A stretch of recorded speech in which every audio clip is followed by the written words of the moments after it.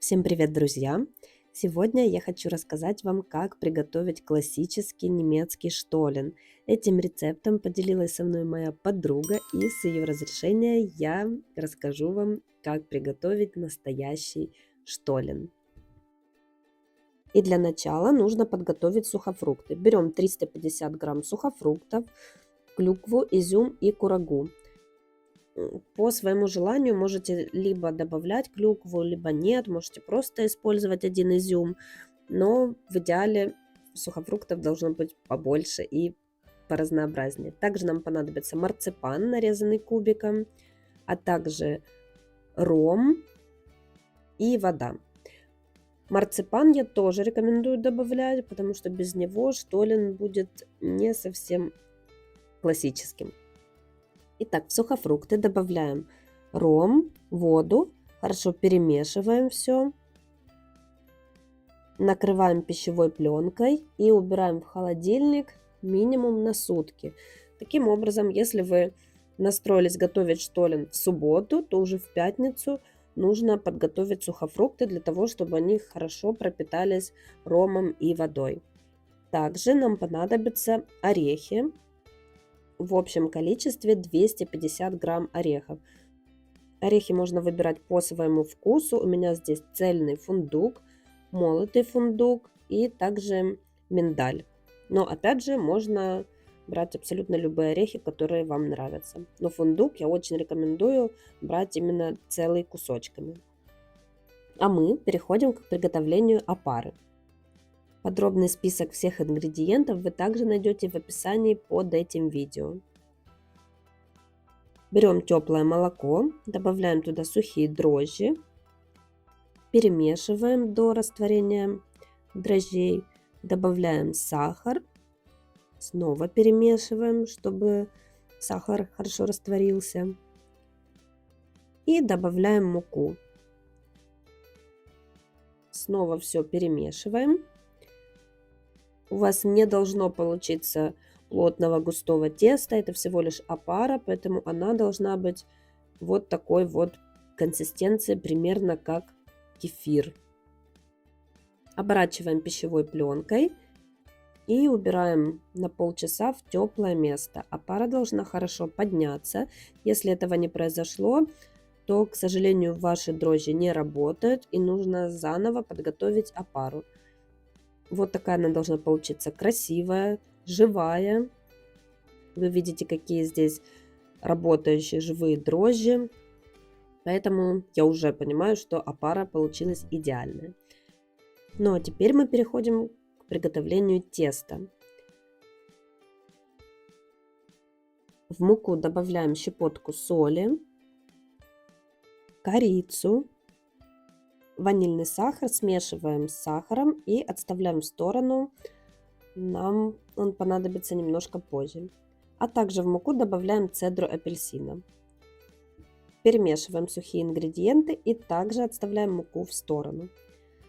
Теперь в большую чашу для взбивания выкладываем нашу готовую опару. Посмотрите, какая красивая она получилась.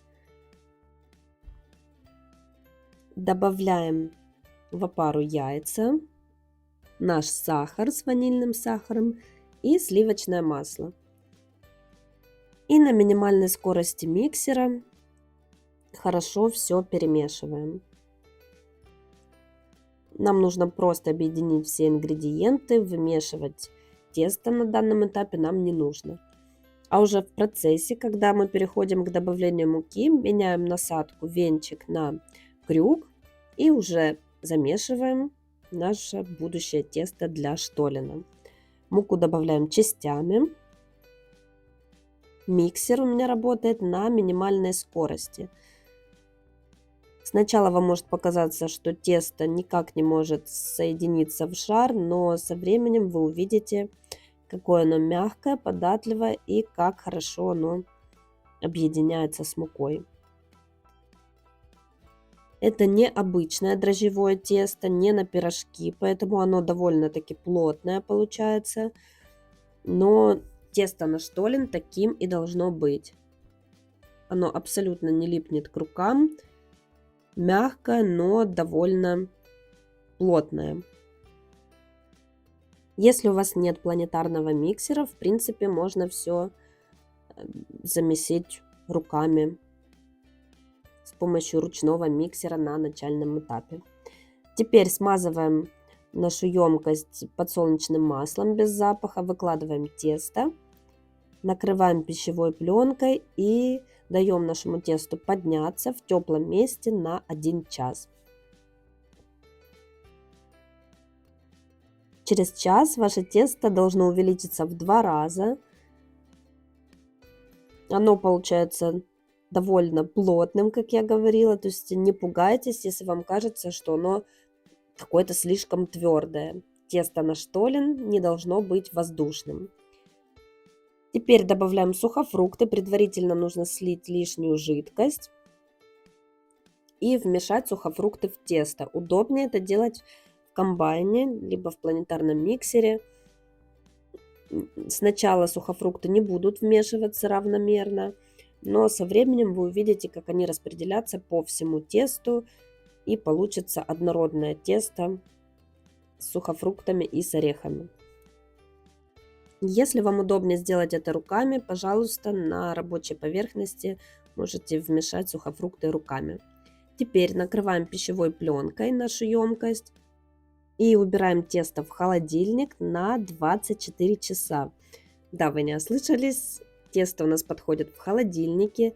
Это благоприятная среда для равномерного подъема теста. Есть разные способы работы с дрожжевым тестом, но в данном случае мы используем именно такой способ для поднятия теста. Это уже выглядит очень красиво и уже пахнет просто невероятно. Вам может показаться, что тесто слишком твердое, что его невозможно раскатать. Но когда вы начнете с ним работать на рабочей поверхности, оно слегка размягчится, и вы уже сможете сформировать правильный красивый штолен. Если вы боитесь убирать тесто в холодильник или у вас нет столько времени, конечно, вы можете при комнатной температуре в теплом месте подождать 2-3 часа, и тесто у вас тоже поднимется. Но попробуйте хотя бы раз сделать именно так, через холодильник, поднять тесто. Берем половину марципана и выкладываем его в серединку нашего штолена. И теперь нужно как бы завернуть штолен, сформировать вот такое одеялко и перекладываем тесто на противень. Мы выпекаем 2 штолена. Я предварительно готовое тесто разделила напополам, сформировала этот штолен. И теперь перехожу к формированию второго штолена. Вы можете сделать несколько маленьких штоленов, сделать такие небольшие подарочные штолины, красиво их упаковать в подарочную бумагу и подарить родным на Рождество.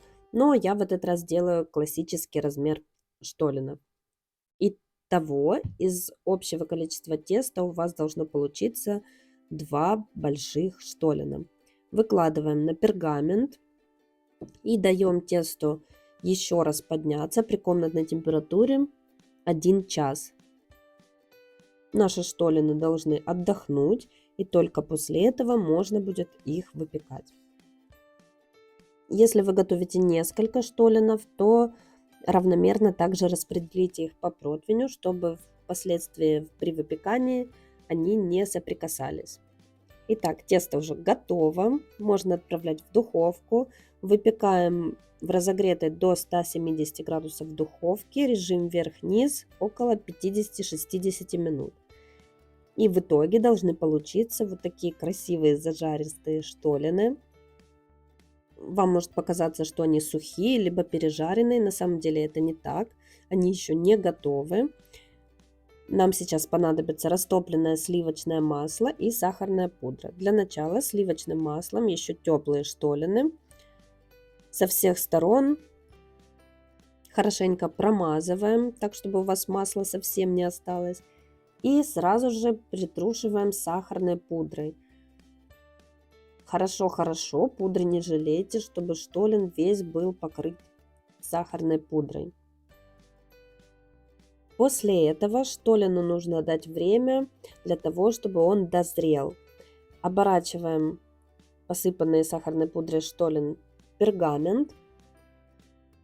И готовый штолен убираем в холодильник на 2-3 недели. Именно после холодильника штолен будет готов к употреблению. Конечно, его можно есть и сразу, но настоящий вкус штолена вы почувствуете только после того, как он отдохнет в холодильнике. Перед подачей штолен нужно будет снова посыпать сахарной пудрой. И именно после дозревания вы увидите, какой вкусный и насыщенный получился штолен. Вот такой он красивый. Внутри вы видите кусочки марципана. Если вам марципан не нравится, просто его не добавляйте.